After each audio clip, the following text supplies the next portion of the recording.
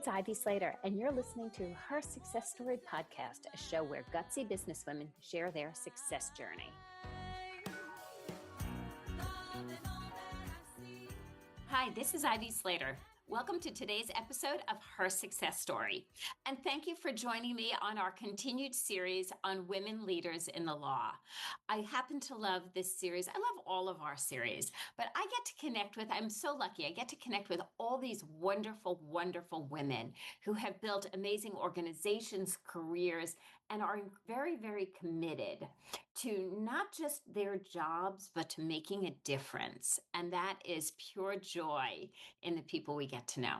So today, meet a colleague, a friend, somebody who I really have gotten to know and adore, Asia Scarlett-Jones. Thank you for joining me here on Her Success Story. And most importantly, thanks for joining me on Women Leaders in the Law. Yes, thank you for having me. I'm actually so excited for this. And yes, I adore you too. You are awesome. And I mean that. Yeah, we actually preempt the guests to train them to say this beforehand. Sign the contract. No, you are awesome. Your energy is so addictive. I am so happy to be here with you today. Thank you. Thank you. So you are a family law attorney. You have built your practice over the last 6 years, and we're going to talk about that. You work in New York, although you don't live in New York, but you do commute, which is another great story that I'd love you to share on making heartfelt decisions as women leaders, because it all comes together. Yes. Yep. And let me start with, where was the commitment? What drove you to get involved for family law? That decision happened many years ago, but I really, truly do enjoy helping families. It is tough. I would be remiss if I do not mention the fact that it is a tough job, lots of emotions. But at the end of the day, I do believe that, families are the foundation of our country, of our world. So it's super important to ensure that we have some form of peace in families. And I know it's unheard of for divorce attorneys to say anything about peace, but I do like peace. I do believe in settlement, and it can happen. So many years ago, I decided that this was a passion of mine.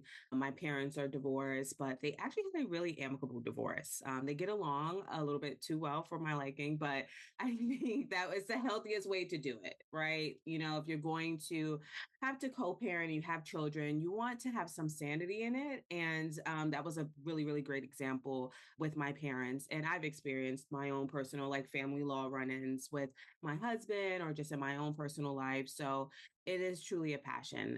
And I don't think I will ever change. I don't think so. So there's one thing about being committed to an area of law. It's another thing to make the decision to go out and start your own company. And interestingly, you decided to do this at the first year of COVID. So what were you thinking? I mean, I'm not sure what I was thinking. Or if I was Do we actually know what you were thinking? Or it was cause of fact, where is this? It was actually an insane time. And I think the further we get away from it, I think we kind of forget sometimes, just a little bit, how insane that year was. And, crazy enough, I think we were approaching the day or time when everything kind of shut down, at least here in New York. But then I was working at a pretty great firm. I liked my firm. It was a mid-sized firm. I liked the partners. I was enjoying it. And then one day I woke up and said, I didn't want to practice law that way. Family law, divorce, especially, is very litigious. And, I get it. It's a lot of emotions, like I mentioned, but there has to be another way. I don't really step away from that. I sit on my soapbox with that. There's another way to resolve these cases. And because of that, I decided, hey, if I can't, change this in the firm that I'm at the time, how about I just start my own?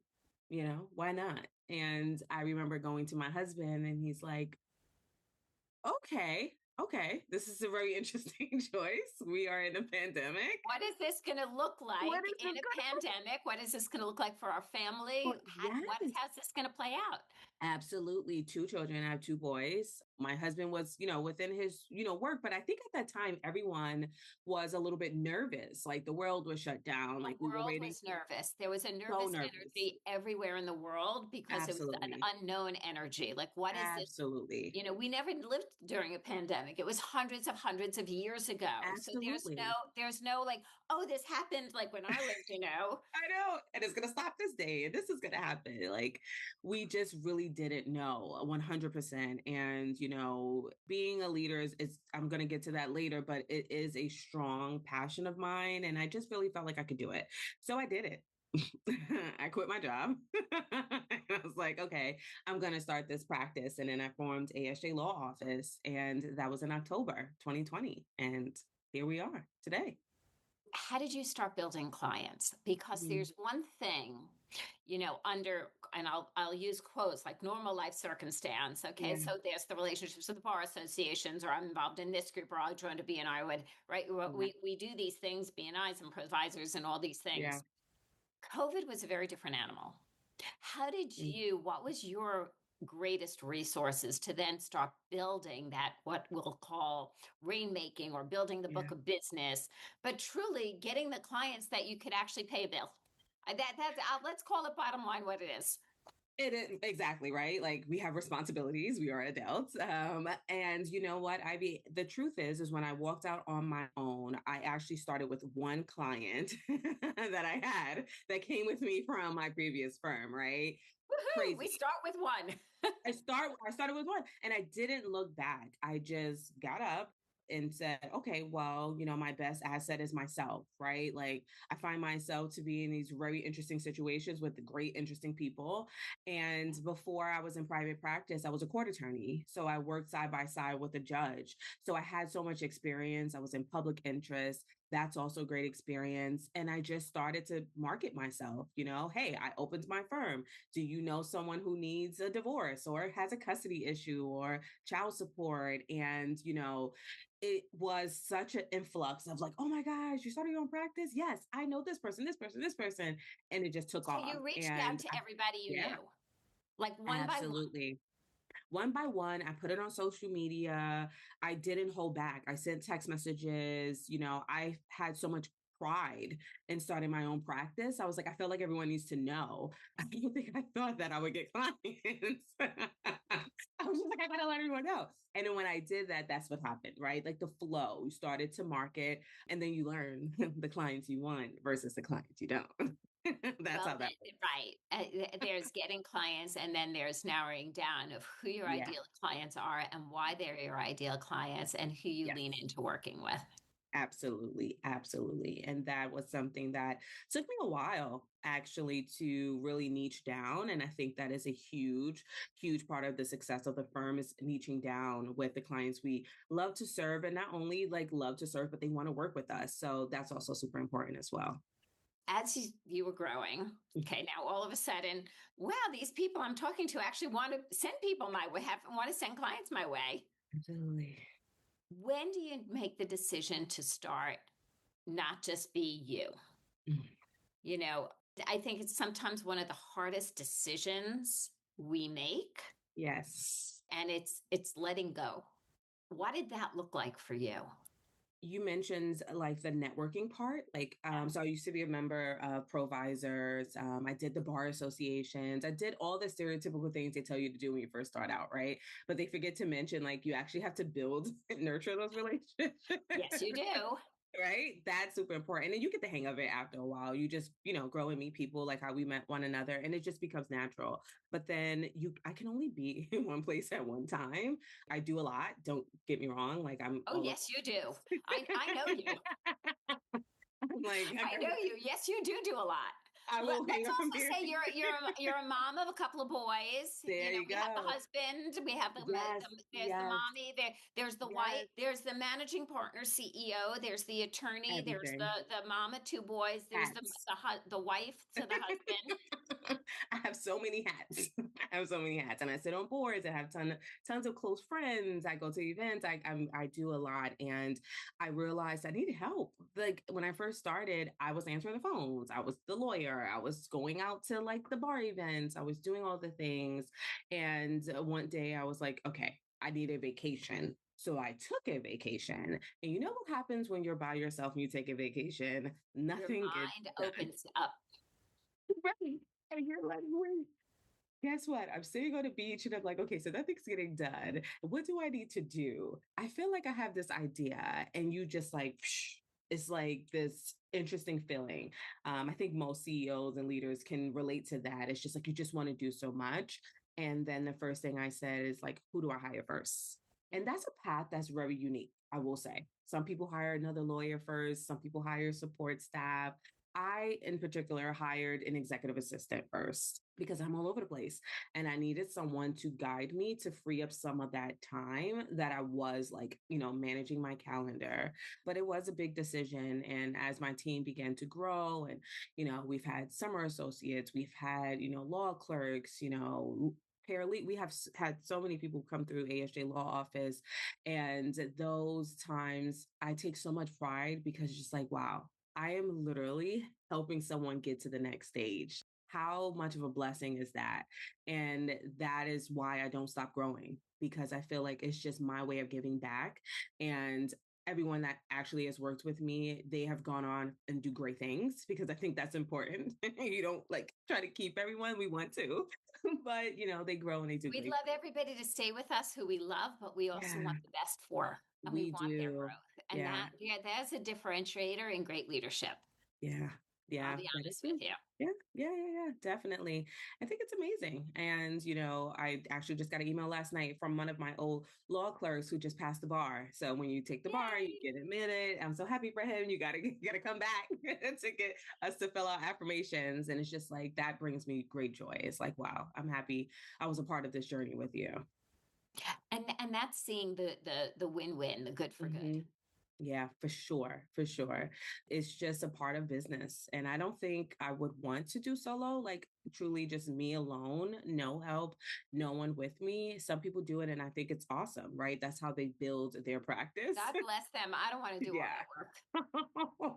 Yeah. I can't, I just like, and that's not like a word I use often is can, but I just can't. I will not do it. I will not. I Yeah, will not. I'm going to say I know you in the sense of you could do anything you set your mind to, but you're smart enough to know I don't choose to live that way. Yes, absolutely. Absolutely. Yeah. I'm not ashamed of asking for help. And that comes in so many forms, especially like you said, I'm a mom and I have two boys. They're 13 and 9. They have their schedule is just as busy as my schedule. So I have to call in reinforcement. Like, hey, can someone help out? I need someone to clean my house today. Hey, can I call a cleaner to come and help? Like I think as women, some women we struggle with that, right? That help, but I don't. I think one of the greatest things we could learn is to say yes to help. I think the first piece of that learning lesson is when somebody offers to help, to Yeah, look them and say, yes, thank you. That's the first piece of training. absolutely. That piece of training on an accelerator goes, oh, I could use some help. Who's available? Right. But you have to Anyone. take that first step to have the second step.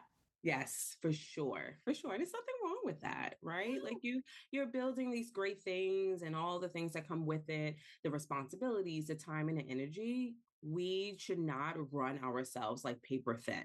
Like it's okay to have a little bit of help here and there. Why not? On that note, you have now kind of taken networking to the next level. We have gotten to know each other because we sit on a board together. Yeah. You're on other boards, you have a gala coming up.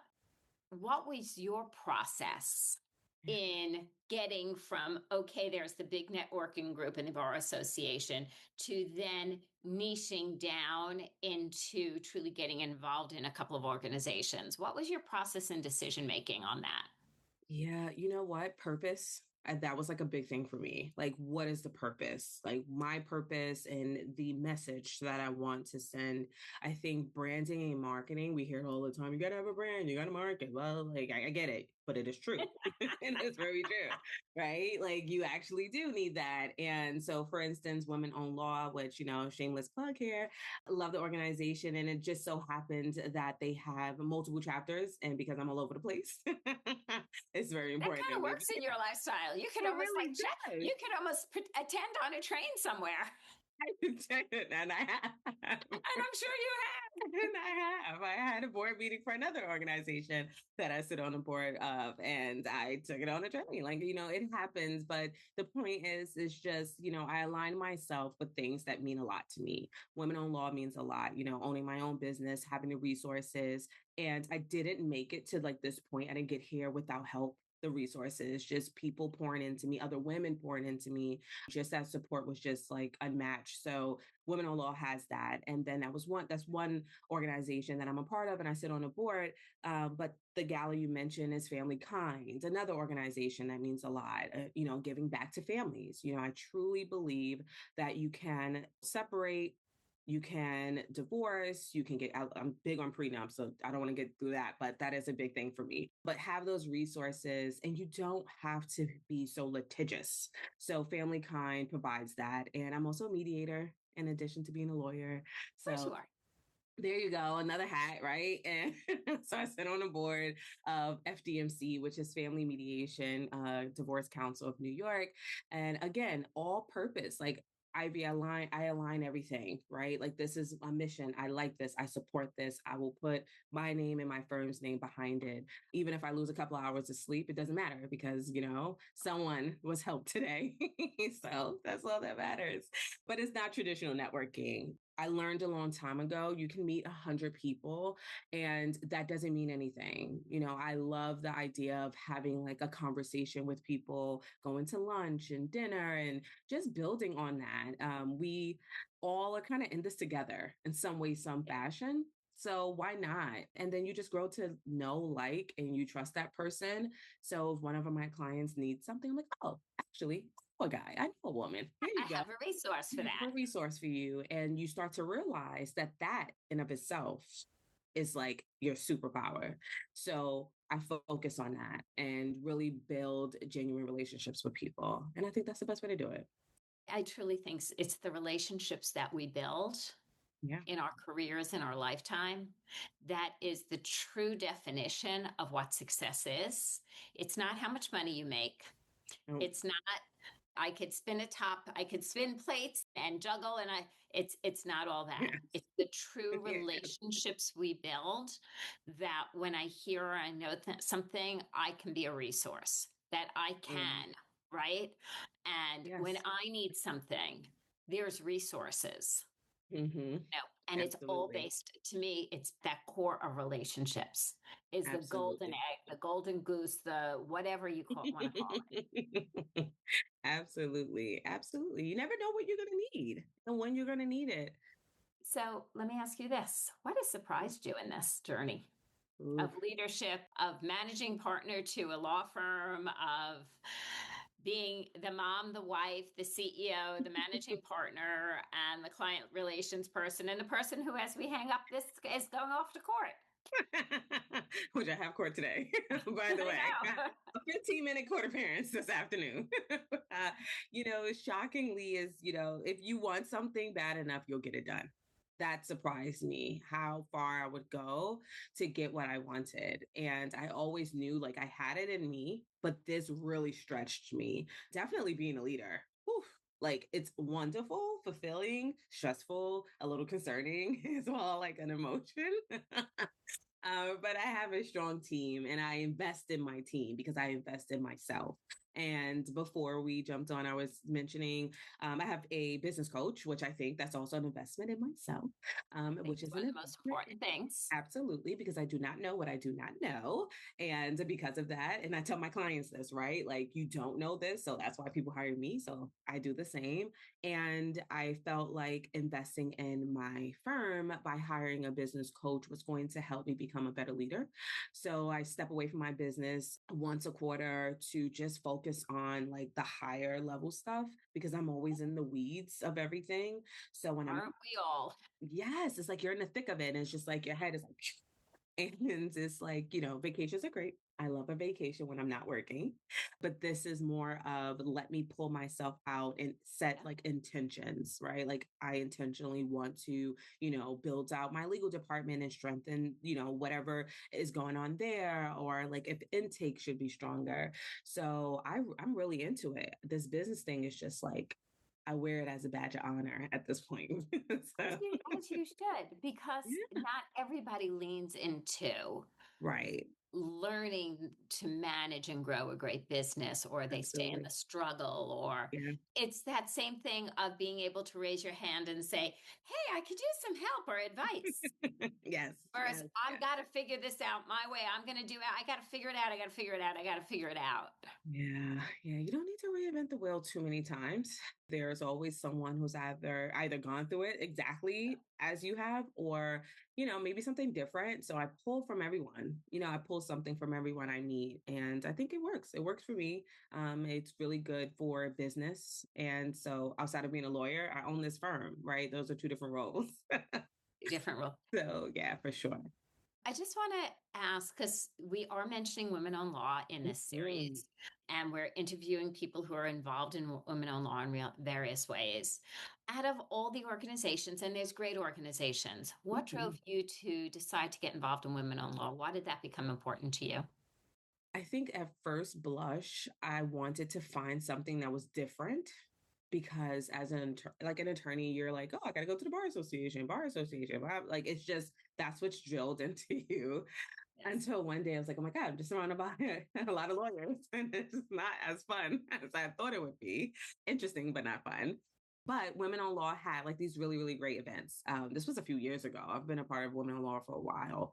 And I would go to a couple, right? They allow you to kind of guess so you can kind of, get a You get feel, a feel people for it. around you. Yeah, and you should. You really should. Before you You commit to should always, any networking group, if absolutely. I you agree. cannot guest and do a one off and say, are these Yeah. my people?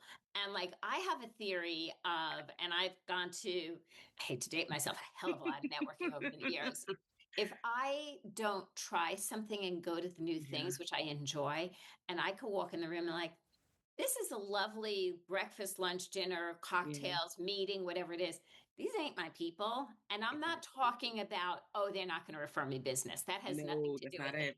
It That's not means it. heart to heart.